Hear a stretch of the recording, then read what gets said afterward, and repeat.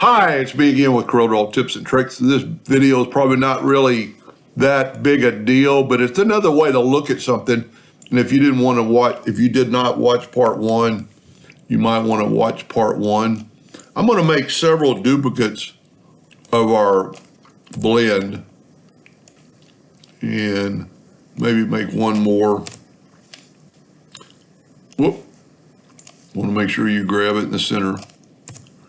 And that's probably enough. So what you could do now, if you didn't watch the first video, we had to manipulate some of the rhinestones in these corners. So here's another way we can kind of look at this. We can take the shape tool and break this node apart. We can go and break, let's see if that's on the corner, break this node right here apart. Now, there's several ways you could do this, but I'm just going to, let's say you could make a bunch of copies of it. So I'm going to hit the plus key on the keyboard, and then I'm going to delete with the virtual segment delete key everything that's not in that circle. So we're going to do two of them. So let's do this one now.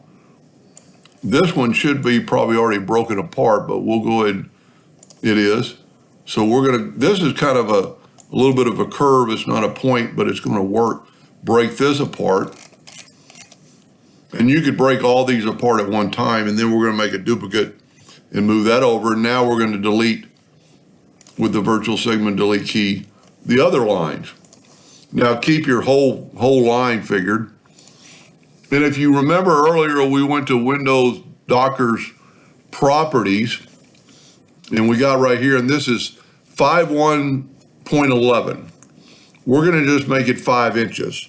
So 5 times 0.5. No, I did the same thing.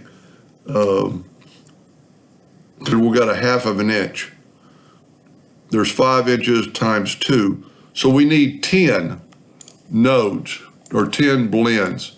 So we're going to open up the blend docker, we'll go to effects and blend, and we've already got 2, so we're going to just blend 8.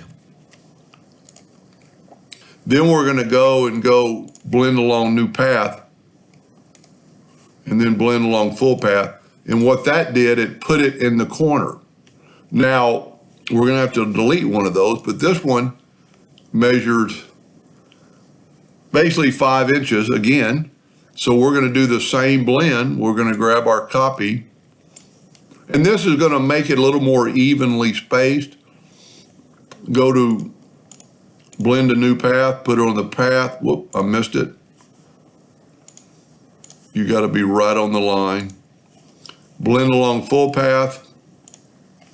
And then when we nudge this over, that one is right in the corner. So what you really need to do is take this, go to object and break the blend apart and take away that one.